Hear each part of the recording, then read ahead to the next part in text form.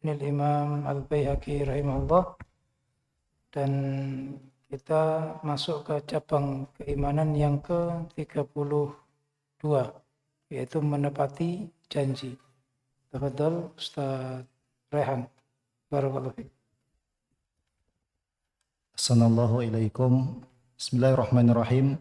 Alhamdulillah salatu wassalamu ala nabiyyina Muhammad wa ala alihi wa sahbihi ajma'in, amma ba'd.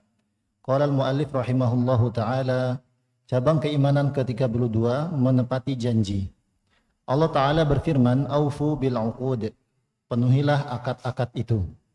Ibnu Abbas radhiyallahu anhuma berkata, yaitu apa yang Allah halalkan, yang diharamkan, yang difardukan, dan apa-apa yang dibatasi oleh Allah dalam Al-Quran semuanya. Allah Ta'ala berfirman, yufuna bin nadhri, mereka menunaikan nazar. Quran Surat Al-Insan ayat ke-7. Wal yufu nuzurahum, dan hendaklah mereka menyempurnakan nazar-nazar mereka. Surat Al-Hajj ayat 29. Wa minhum man ahadallaha, dan di antara mereka ada orang yang telah berikrar kepada Allah. Quran Surat At-Taubah ayat 75.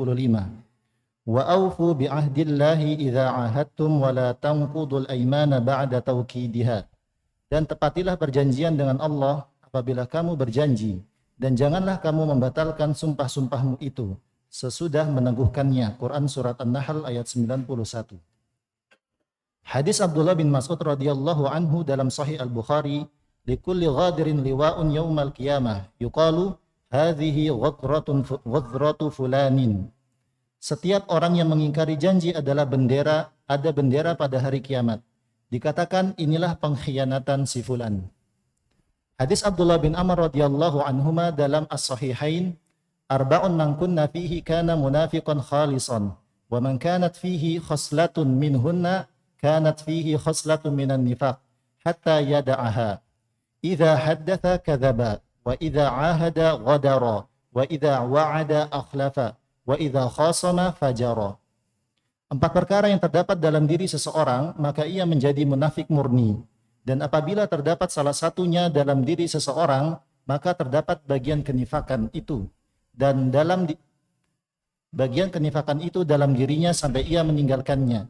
Jika ia berbicara, ia berdusta. Jika ia diberi amanah, ia khianat. Dan jika ia berjanji, ia memungkirinya. Dan jika ia berperkara, ia berbuat curang.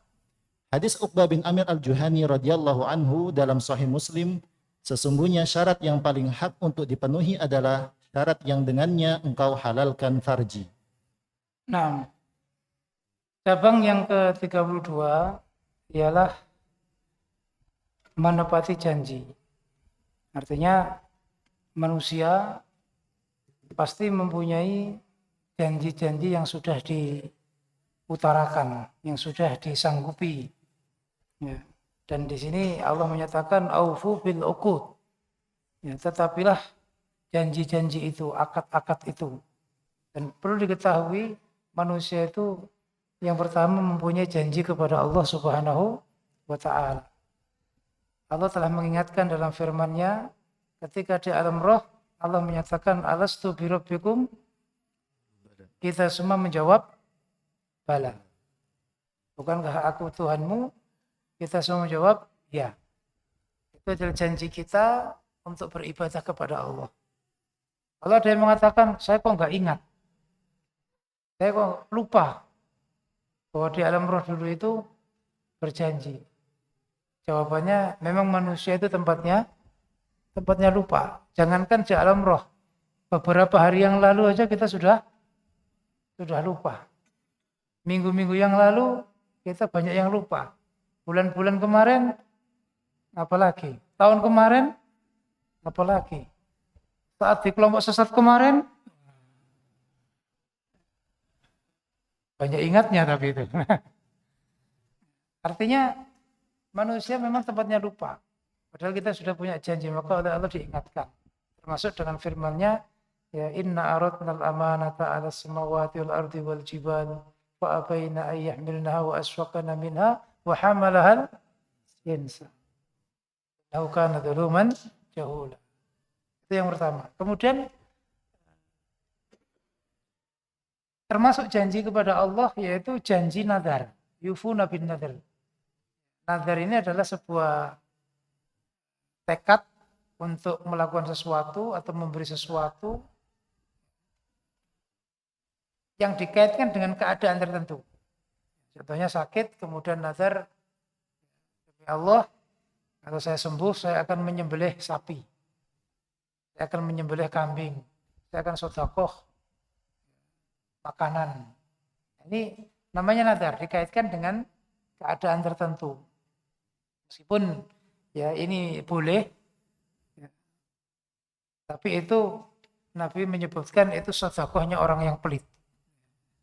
Karena mau sedekah tapi dikaitkan dengan keadaannya, dengan keuntungannya. Meskipun itu boleh. Jadi juga janji kepada Allah. Sampai sahabat Umar bin Khattab bertanya kepada Nabi, Nabi saya pernah nazar untuk iktikaf ya seharian di Masjidil Haram. Padahal zaman jahiliyah dulu itu. Itu bagaimana hukumnya Nabi? Nabi menyatakan tunaikan nazarmu. Tunaikan nazarmu. Karena itu janji kepada Allah. Kita juga sama. Kalau kita punya tekad-tekad tertentu, janji-janji tertentu kepada Allah, ya, maka kita harus tunaikan. Umpama kalau saya sudah uang saya 1 miliar, saya akan sedekah 10%, umpama itu. Maka harus tetapi karena itu janji, meskipun tidak ada yang tahu. Ya, tidak ada yang tahu. Apapun bentuk nadarnya itu. Kemudian juga yang disebut janji yang harus ditepati adalah janji kepada manusia. Ini juga banyak macamnya. Contoh seorang ro'yah janji mentaati imamnya. Waliul amr. Orang yang dipercaya untuk mengatur ya, kehidupannya, mengatur ya, bermasyarakatnya. Itu juga janji. Kalau kita sudah berjanji, sudah mengangkat, ya, sudah setuju, maka harus kita taati. Ya. Selama taat itu, selama perintahnya tidak maksiat. Selama perintahnya tidak maksiat. Juga janji kepada orang, ya, kepada manusia memberi sesuatu. Dan tadi sudah disebutkan janji itu macam-macam. Ya. Termasuk di situ ya, ketika dipercaya. Itu juga itu amanat. Dipercaya dan dia menerima berarti dia sanggup untuk menetapi amanat. Umpama titipan itu diberikan. Jangan sampai seperti yang sering disebut kalau titipan uang berkurang, kalau titipan omongan bertambah. Nah, ini jangan. Berarti tidak menetapi, ya, tidak menepati janji. Kemudian ketika di situ menjanjikan sesuatu juga sama, di situ berusaha tidak mengingkari. Karena itu bagian dari keimanan. Maka kalau kita lihat cabang ini juga hubungannya kepada Allah dan hubungannya kepada manusia. Hubungannya kepada manusia. Dan itu identitas dari kiamat. Ketika kita menepati janji, kita menjadi orang yang dikenal baik sampai hari kiamat. Disebut orang yang siddiq, orang yang betul, orang yang sungguh. Adapun kalau ternyata ada pengkhianatan, maka di hari kiamat ada pengumuman. Inilah pengkhianatan si fulan. Kita akan dipertontonkan, dipermalukan di hadapan makhluk di sana. Karena itu pengkhianatan. Kadang pengkhianatan di dunia nggak terbongkar. Nanti terbongkarnya di sana. Tapi umumnya pengkhianatan di dunia itu terbongkar. Meskipun kadang-kadang terbongkarnya itu setelah orangnya tidak ada. Maka jelas untuk menunjukkan iman kita, dan ini bentuk dari bagaimana hubungan kita dengan Allah dan manusia, ya, manusia dan Tuhannya manusia, kita menepati janji. Naam. Assalamualaikum ilaikum. Qala al-mu'allif rahimahullahu ta'ala, cabang keimanan ke-33. Mengimani betapa banyaknya nikmat Allah Ta'ala dan kewajiban mensyukurinya. Firman Allah Ta'ala, wa qulil hamdulillah, dan katakanlah segala puji bagi Allah. Quran Surat Al-Isra ayat 111. Wa in ta'uddu ni'matallahi la tuhsuha, Dan jika kamu menghitung-hitung nikmat Allah, niscaya kamu tak dapat menentukan jumlahnya. Quran Surat An-Nahl ayat ke-18. Wa amma bi ni'mati rabbika fahaddits. Dan terhadap nikmat Tuhanmu, maka hendaklah kamu menyebut-nyebutnya dengan bersyukur. Quran Surat Ad-Duha ayat 11. Fadhkuruni azkurkum washkuruli wala takfurun.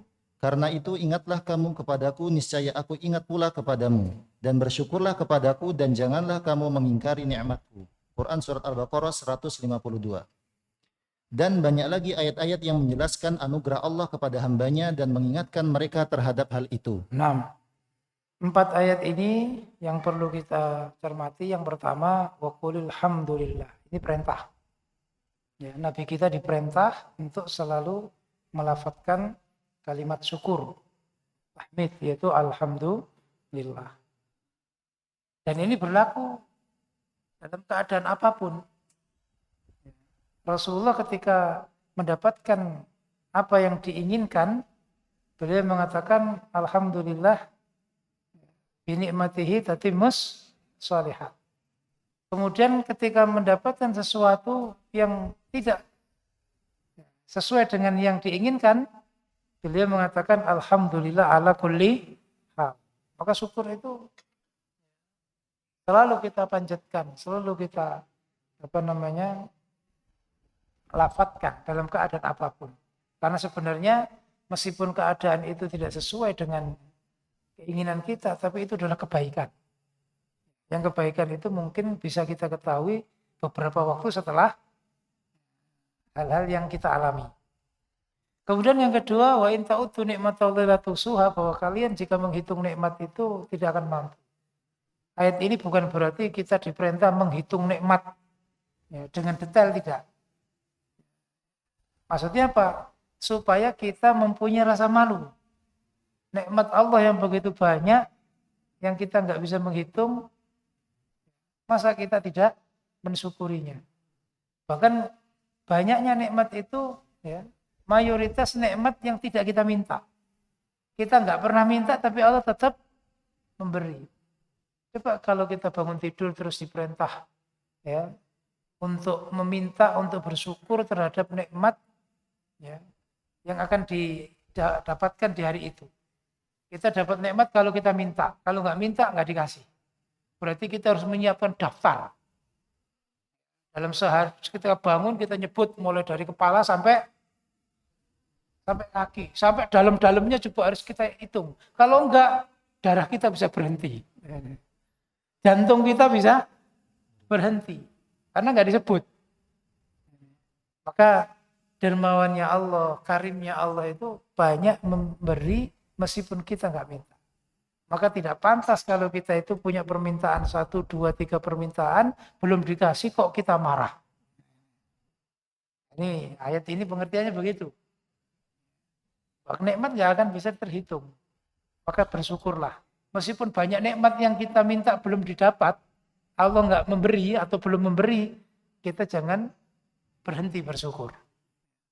Karena nikmat yang kita terima, yang tanpa kita minta itu lebih banyak. Kemudian wa amma bi ni'mati rabbil hafahatis, ini adalah cara bersyukur. Bersyukur itu tidak hanya melafadzkan kalimat, tapi juga ada prakteknya. Qaulun wa fi'lun. Ucapan dan perbuatan. Ya, ucapannya selalu mengatakan kalimat tahmid, kemudian perbuatannya supaya di situ fahatis, diceritakan. Diceritakan itu baik ya dengan ucapan maupun perbuatan. Dengan ucapan ya kalau ada rezeki, kalau ada nikmat yang diterima, ya kita sampaikan kepada saudara kita agar sama-sama ya mendapatkan kebahagiaan. Dan itu juga tidak hanya ucapan, tapi juga ada pemberian yang diberikan. Makanya fahatis itu juga berupa zakat. Ya, zakat yang kita berikan itu juga praktek dari fahatis. Ya, dengan kita memberi zakat kita berarti orang tahu kita itu punya rezeki. Punya rezeki. Kemudian fadkuruni adkurkum waskuru li wala takfurun, ini juga bentuk bagaimana bahwa syukur itu adalah mengingat kepada Allah.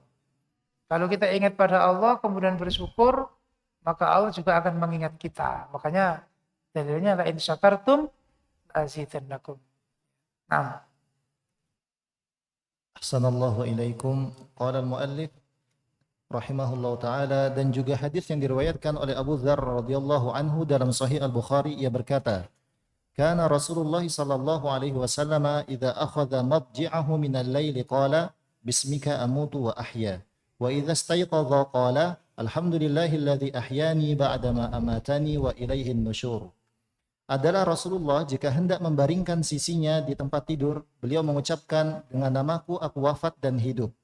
Dan jika beliau bangun dari tempat beliau, dari tidur beliau mengucapkan, segala puji bagi Allah yang telah menghidupkanku setelah mewafatkanku, dan kepadanya tempat kembali.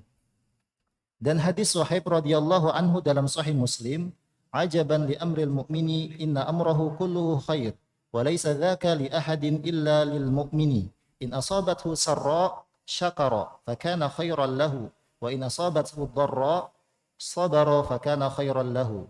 Sungguh indah perkara seorang mukmin, sesungguhnya semua perkaranya baik, dan tidak ada yang seperti itu kecuali seorang mukmin. Jika ia ditimpa kegembiraan, ia bersyukur, dan itu baik baginya. Dan jika ia ditimpa kesulitan, ia sabar, maka itu pun baik baginya. Dengan hal ini, Al-Baihaqi berkata, aku Al-Hafidh Abu Abdillah berkata, telah melantunkan syair kepadaku Abu Abdillah bin Ubay Zuhli, ia berkata, Abul Hasan Al-Kindi Al-Qadhi melantunkan syair ini kepadaku. Jika engkau dalam kenikmatan, maka jagalah ia, karena sesungguhnya kemaksiatan menghilangkan kenikmatan. Berkata Al-Baihaqi, telah mengabarkan kepada kami Abu Abdurrahman As-Sulami, ia berkata, aku mendengar Al-Husain bin Yusuf Al-Qazwaini, ia berkata, aku mendengar Abu Bakar Ahmad bin Ishaq, ia berkata, Al-Junaidi berkata, aku mendengar As-Sirri berkata, syukur itu adalah kenikmatan. Syukur atas nikmat adalah kenikmatan sampai berakhir kesyukuran ke tempat terakhirnya, yaitu kematian. Al-Imam Asy-Syafi'i telah berkata di awal kitab risalahnya, segala puji bagi Allah yang tidak akan menunaikan rasa syukur nikmat dari nikmat-nikmatnya kecuali dengan kenikmatan rasa syukur itu diwajibkan atas orang yang menunaikan hal tersebut untuk bersyukur.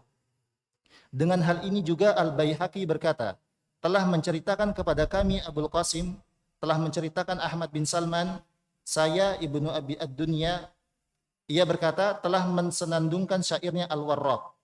Jika kesyukuranku atas nikmat Allah adalah nikmat atasku darinya, dalam semisalnya wajib syukur. Maka bagaimanakah syukur itu bisa benar kecuali dengan keutamaannya? Walau panjangnya hari-hari dan bersambungnya umur. Jika ditimpa kegembiraan, maka syukurnya meluas. Dan jika ditimpa kesulitan, maka setelah itu ada pahala. Dan tidaklah ada dari kedua itu kecuali baginya dalam hal itu anugerah. Yang anugerah tersebut mempersempit setiap angan, daratan, dan lautan. Telah meriwayatkan selain Al-Baihaqi, sekelompok ulama dengan hanya 2 bait syair. Jika kesyukuranku atas nikmat Allah adalah nikmat, atasku darinya dalam semisalnya wajib syukur. Maka tidak ada alasan bagiku kecuali karena kemalasanku. Alasanku adalah pengakuanku bahwa tidak ada alasanku. nah, dalam hadis-hadis dan ucapan ahli ilmu tadi menunjukkan betapa nikmat yang kita terima sebagai hamba Allah ini sangat besar, terutama yaitu pada saat ya, seorang hamba diberi keimanan sehingga menjadi orang iman, maka semua kehidupannya itu adalah kebaikan. Jika ia mendapatkan rezeki, mendapatkan keluasan hidup, dia bersyukur, maka itu baik baginya. Jika ia mendapatkan musibah, kemudian sabar, maka ia juga mendapatkan kebaikan. Karena setelah itu, dia akan mendapatkan hikmah dan pahala. Kemudian yang perlu kita pahami kembali ucapan ahli ilmu tadi yang mengatakan ya, orang bisa mensyukuri nikmat itu adalah nikmat. Yang nikmat itu juga perlu disyukuri lagi. Maka orang iman nggak ada alasan untuk tidak selalu bersyukur. Ya. Tidak ada alasan untuk tidak bersyukur. Karena apa? Dia mendapat nikmat itu nikmat, kemudian dia bisa mensyukuri nikmat itu juga nikmat. yang nikmat itu juga perlu disyukuri lagi. Makanya tidak pantas jika seorang hamba itu ya banyak memprotes kepada Allah. Saya sudah ibadah lama kok nasib saya masih begini. Karena orang yang pesimis itu hanya melihat yang tidak dimiliki. Yang sudah dimiliki itu nggak terlihat. Orang yang selalu menginginkan sesuatu yang belum ada, pasti dia akan kehilangan yang ada. La tufakkir anil mafqud hatta tafqidal mawjud. Jangan banyak berpikir dengan sesuatu yang engkau belum mendapatkannya, ya, sehingga engkau akan kehilangan dengan yang sudah kamu dapatkan. Orang kalau terobsesi punya 10 miliar, maka 5 miliar yang dipegang itu seakan nggak ada. Makanya pernah saya cerita, pernah baca berita pas di Mekah sana ada orang kaya, hartanya itu 19 miliar dolar. Dalam 1 minggu perusahaannya jatuh, sahamnya jatuh, ya, hilanglah 10 miliar dolar, stres bunuh diri. Padahal uangnya masih 9 miliar dolar. Nah, inilah namanya orang yang pesimis. Yang dilihat itu yang hilang. Dia tidak menyadari yang sudah ada. Sama dengan orang makan. Sebenarnya yang dimakan itu enak, tapi dia melihat sebelahnya yang lebih enak. Akhirnya apa? Pikirannya dengan yang enak itu, sehingga yang ada ini jadi nggak enak. Makanya kita harus punya sifat namanya qanaah. Qanaah itu menerima apa adanya. Sehingga apapun nikmat yang kita terima itu adalah nikmat. Baik. Ahsanallahu ilaikum. Qala al-mu'allif rahimahullahu ta'ala, cabang keimanan ke-34. Menjaga lisan dari hal yang tidak berfaedah. Termasuk yang tidak bermanfaat adalah kedustaan, ghibah, mengadu domba, dan kata-kata kotor. Karena Al-Quran dan As-Sunnah telah mencaci perbuatan ini.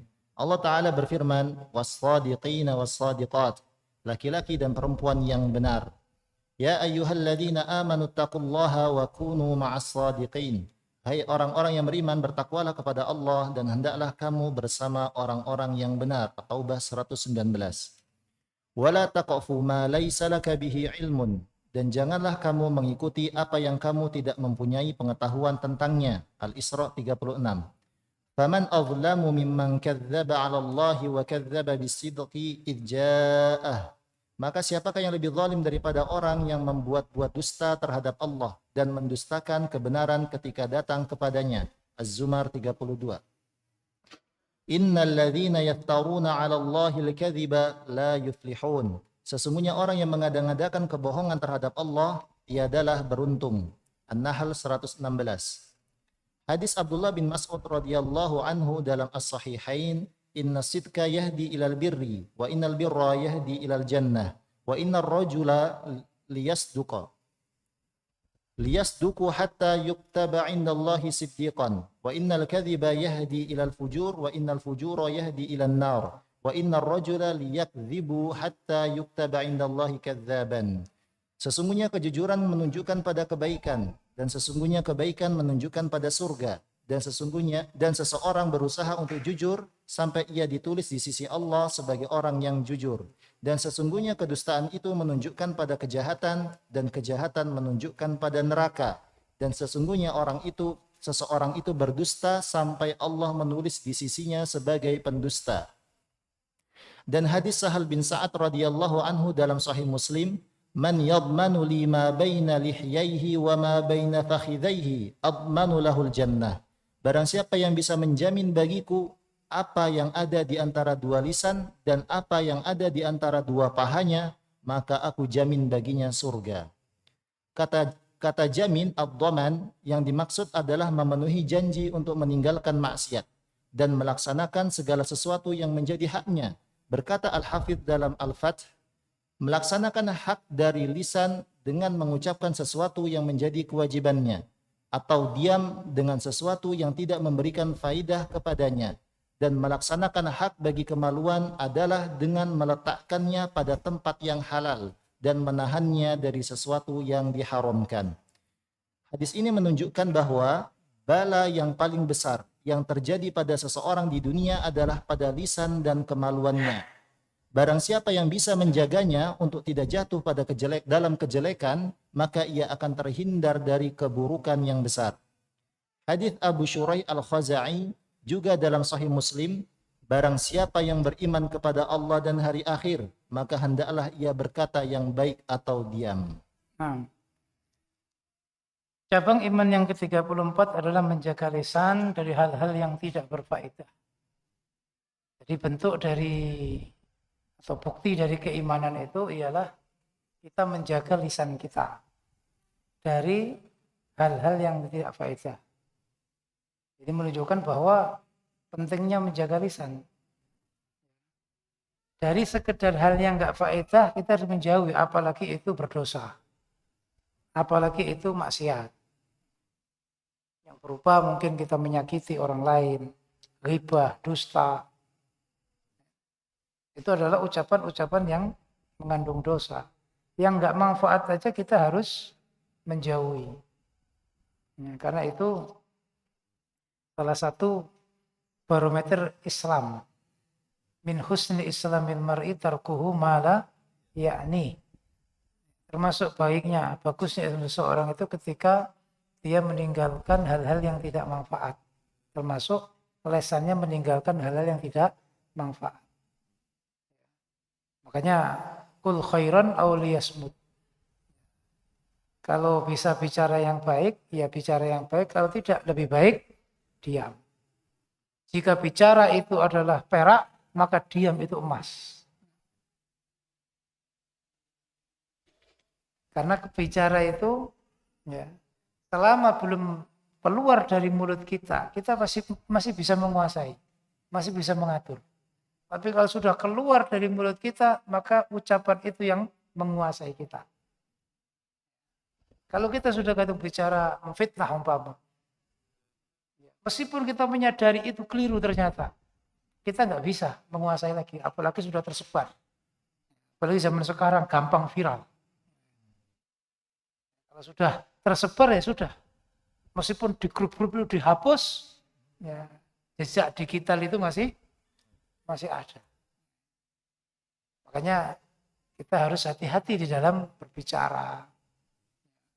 Punya statement-statement yang kalau kita nggak teliti,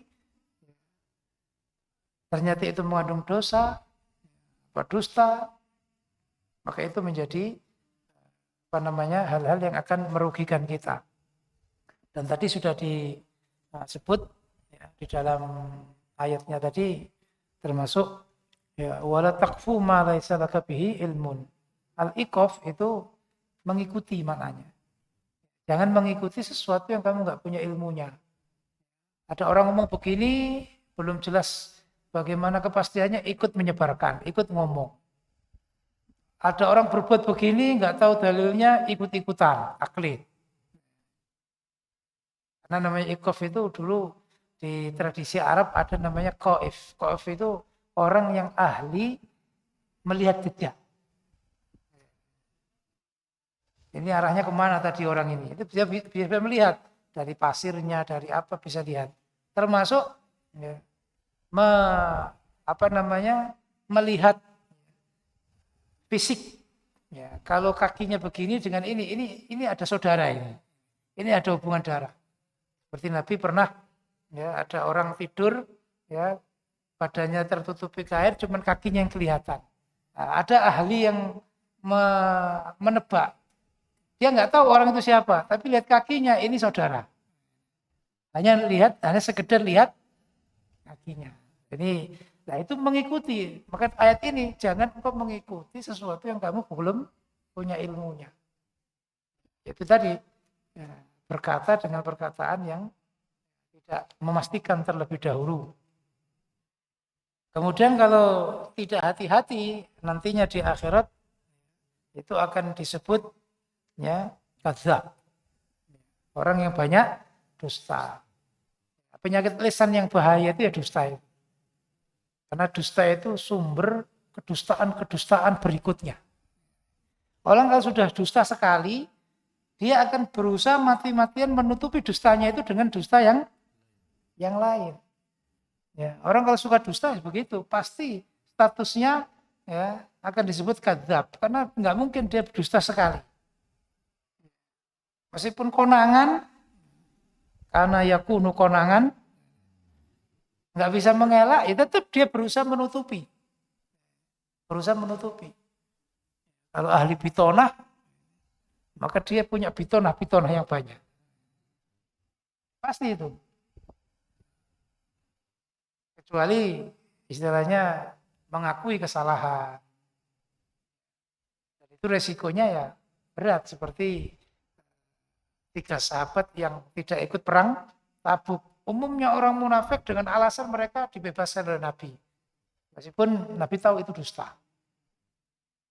Tapi mereka ya terus berdusta. Tidak dengan 3 sahabat. Ka'ab bin Malik, Murarah bin Rabi, dan Hilal bin Umayyah.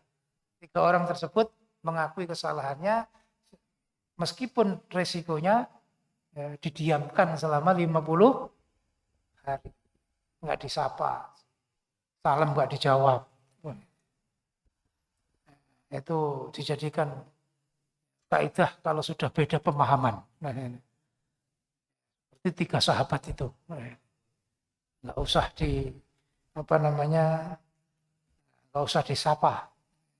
Bin Malik itu kan dia masih muda, masih jalan-jalan. Kalau yang Hilal bin Umayyah dan Rabi, Hilal bin Umayyah dan Sa'ad bin Rabi itu sudah tua, jadi nangis di rumah saja. Sedangkan Ka'ab bin Malik itu masih muda, masih ke pasar, meskipun nggak ada yang nyapa. Salam, dia cerita dalam hadisnya. Saya juga nggak tahu bibir mereka itu gerak jawab salam saya apa enggak. Tapi dengan kejujuran, 3 orang ini ceritanya diabadikan dalam Quran. Makanya orang mempunyai kisah hidup yang mengguncangkan jiwa itu istimewa. Kalau nggak begitu nggak masuk Al-Quran. Nggak masuk Al-Quran. Nah, dengan begitu masuk Al-Quran. 3 orang itu disebut 3 orang. Meskipun namanya tidak disebut. Ini bentuk ya, bagaimana kita menjaga lisan. Karena lisan ini ya meskipun kelihatan biasa, tapi yang membuat orang banyak masuk neraka ini ya lisan ini. Nabi menyebutkan ada 2, yaitu lisan dan farji.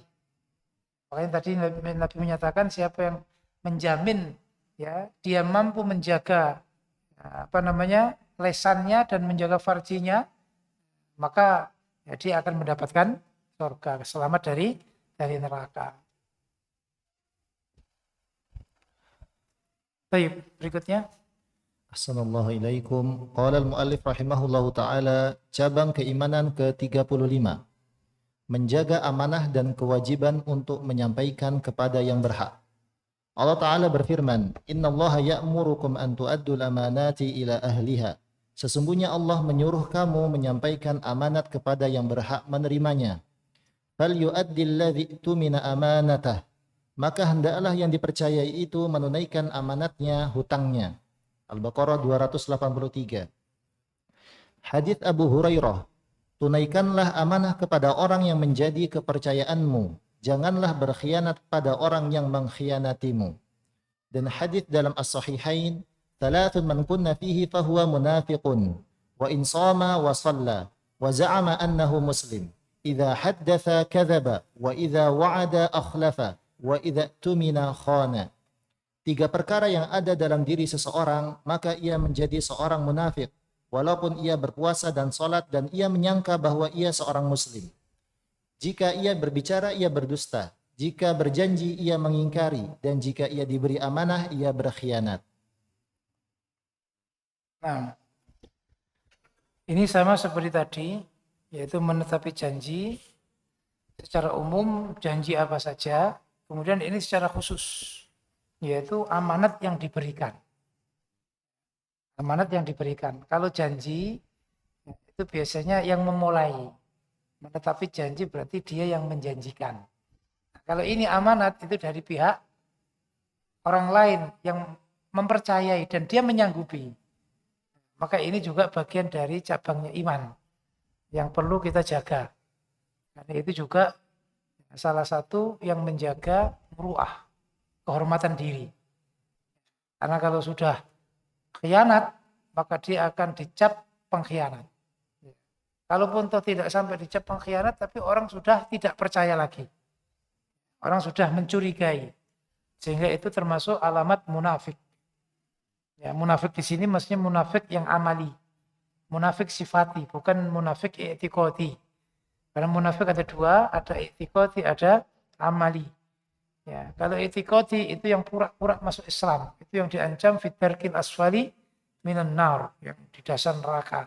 Sedangkan yang ini itu adalah orang iman yang punya sifat munafik. Itu dosa besar. Maka di sini kita harus menjaga amanat sebagai bukti ya, identitas kita sebagai orang iman terjaga. Naam. Ahsanallahu ilaikum. Qala al-mu'allif rahimahullahu ta'ala, cabang keimanan ke-36. Haram membunuh jiwa dan hukum jinayat terhadap pelakunya. Allah Ta'ala berfirman, وَمَنْ يَقْتُلْ مُؤْمِنًا مُتَعَمِّدًا فَجَزَاؤُهُ جَهَنَّمُ خَالِدًا فِيهَا وَغَضِبَ اللَّهُ عَلَيْهِ. Dan barang siapa yang membunuh seorang mukmin dengan sengaja, maka balasannya ialah Jahannam. Ia kekal di dalamnya dan Allah murka kepadanya. An-Nisa 93. Ya ayyuhalladzina amanu la ta'kulu amwalakum bainakum bil batili illa an takuna tijaratan an taradim minkum wa la taqtulu anfusakum innallaha kana bikum rahima. ومن يفعل ذلك عدوانا وظلما فسوف نصليه نارا وكان ذلك على الله يسيرا إن تجتنبوا كبائر ما تنهون عنه نكفر عنكم سيئاتكم وندخلكم مدخلا كريما ولا تتمنوا ما فضل الله به بعضكم على بعض للرجال نصيب مما اكتسبوا وللنساء نصيب مما اكتسبوا واسألوا الله من فضله إن الله كان بكل شيء عليما. Hai orang-orang yang beriman, janganlah kamu saling memakan harta sesamamu dengan jalan yang batil, kecuali dengan jalan perniagaan yang berlaku dengan suka sama suka di antara kamu. Dan janganlah kamu membunuh dirimu, sesungguhnya Allah adalah Maha Penyayang kepadamu. Dan barang siapa berbuat demikian dengan melanggar hak dan aniaya, maka kami kelak akan memasukkannya ke dalam neraka. Yang demikian itu adalah mudah bagi Allah. Jika kamu menjauhi dosa-dosa besar di antara dosa-dosa yang dilarang kamu mengerjakannya, niscaya kami hapus kesalahan-kesalahanmu, dosa-dosamu yang kecil, dan kami masukkan kamu ke tempat yang mulia, surga. Dan janganlah kamu iri hati terhadap apa yang dikaruniakan Allah kepada sebahagian kamu, lebih banyak dari sebahagian yang lain. Karena bagi orang laki-laki ada bahagian daripada apa yang mereka usahakan, dan bagi para wanita pun ada bahagian dari apa yang mereka usahakan. Dan mohonlah kepada Allah sebagian dari karunia-Nya. Sesungguhnya Allah Maha mengetahui segala sesuatu. Hadis Abdullah bin Mas'ud radhiyallahu anhu dalam As-Sahihain, membunuh orang muslim adalah kekafiran dan mencacinya adalah kefasikan. Mencaci di sini adalah penghinaan dan pembicaraan tentang harga diri seorang muslim dengan mengungkapkan aibnya. Kefasikan adalah perbuatan yang tercela dan keluar dari kebenaran, serta meninggalkan perintah Allah Ta'ala. Sedang yang dimaksud kekafiran dalam hadis ini adalah kekafiran terhadap nikmat Allah Ta'ala, bukan kafir yang mengeluarkan seseorang dari agamanya. Karena ijma' dari ahlu sunnah telah tercapai bahwa seorang muslim tidak dikafirkan dalam arti keluar dari agamanya dengan sebab membunuh, dan tidak karena maksiat yang lainnya selain syirik dan menghalalkan sesuatu yang diharamkan secara tegas dalam agama. Bahasa kafir dalam kasus ini adalah ungkapan ancaman yang keras. Hadis Ibnu Mas'ud radhiyallahu anhu dalam Sahih Al-Bukhari, awwalu ma yuqda bainan nasi yaumal qiyamati fid dima. Perkara yang pertama kali dilaksanakan pada hari kiamat adalah perkara tentang darah, pembunuhan. Hadis ini tidak bertentangan dengan hadis Abu Hurairah radhiyallahu anhu secara marfu. Sesungguhnya awal yang dihisab pada seorang hamba pada hari kiamat adalah salatnya. Karena kata-kata pertama dipahami dalam hal yang berhubungan dengan muamalah di antara makhluk. Sedangkan hadis yang kedua dipahami dalam hal yang berkaitan dengan ibadah seorang hamba kepada Khalik. Hadis ini memberikan pelajaran pentingnya perkara darah karena permusuhan terjadi karena adanya prasangka dan dosa menjadi besar berdasarkan besarnya kerusakan dan hilangnya kemaslahatan. Merobohkan bangunan kemanusiaan merupakan kerusakan yang paling besar. Hadis Ibnu Umar radhiyallahu anhuma dalam As-Sahihain, la yazalul muslimu fi fushatin min dinihi ma lam yusib daman haraman. Tidaklah henti seorang muslim beristirahat di masalah agamanya selagi ia belum menumpahkan darah atau membunuh yang diharamkan. Nah, seperti yang sudah kita sampaikan dalam cabang iman sebelumnya, bahwa membunuh itu adalah dosa yang tertinggi, hubungan antara manusia dengan manusia. Maka bentuk dari wujudnya iman itu menjauhi ya, hal apa saja yang menghantarkan seseorang melakukan pembunuhan. Karena di sana akan ada sanksi-sanksi termasuk kisos. Ya. Hukum kisos itu diterapkan untuk agar orang iman itu takut melakukan kejahatan membunuh. Makanya walakum fil kisosi hayatun ayatnya. Di dalam hukum kisos itu ada kehidupan. Lain dengan ya yang digaungkan oleh Badan Amnesti Dunia yang masih mengecam hukum Islam yaitu kisos. Itu tidak sesuai dengan hak asasi manusia. Justru dengan hukuman ringan bagi pembunuh itu akan membuat orang itu mudah membunuh.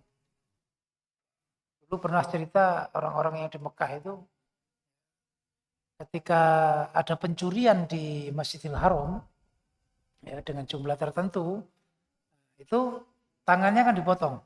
Nah, tangan-tangan itu ada tempat digantungkan di pintu-pintu masuk untuk menakuti. Dengan begitu akhirnya aman. Tidak ada pencurian. Karena dulu yang paling ngetren itu mencuri pakai tongkat. Tongkatnya melengkung. Jadi jalan, ya, tasnya orang itu ditarik. Ya, kalau ketahuan, mohon maaf, nggak sengaja. Tapi kalau nggak ketahuan ya sudah dibawa. Tongkat yang melengkung itu yang biasanya untuk tekan itu loh, untuk jalan. Nah, itu jalan sambil gantol tas. Ya. Kalau ketahuan, oh ya maaf nggak sadar. Tapi kalau nggak ketahuan ya wes 14. Itu kalau dikisau di had tangannya dipotong pas pergelangan. Nah, tidak menjaga kehormatan orang iman itu puncaknya adalah dia membunuh. Ya, apalagi kalau kita lihat berita-berita sekarang ini hampir tiap hari itu ada berita pembunuhan. Sampai ya, baru-baru beberapa hari yang lalu itu ya, seorang ibu punya 2 anak. Yang satunya itu banyak ngabisin uang. Ibunya gregetan, adiknya juga gregetan, akhirnya pas tidur dibunuh. Yang bunuh ibunya sama adiknya. Sampai begitu. Makanya orang iman ya, supaya betul-betul mempunyai kesabaran. Tidak mudah emosi, apalagi hubungan dengan interaksi manusia, agar tidak terseret dengan kejahatan yang paling keji yaitu membunuh. Karena itu bukti iman kita adalah menjaga diri kita dari darahnya orang iman. Baik, insyaallah kita salat. Lanjutkan setelah salat, Allah taala alam. Wassallallahu ala nabiyina Muhammad wa ala alihi wa sahbihi ajma'in. Alhamdulillahirabbil alamin. Assalamualaikum warahmatullahi wabarakatuh.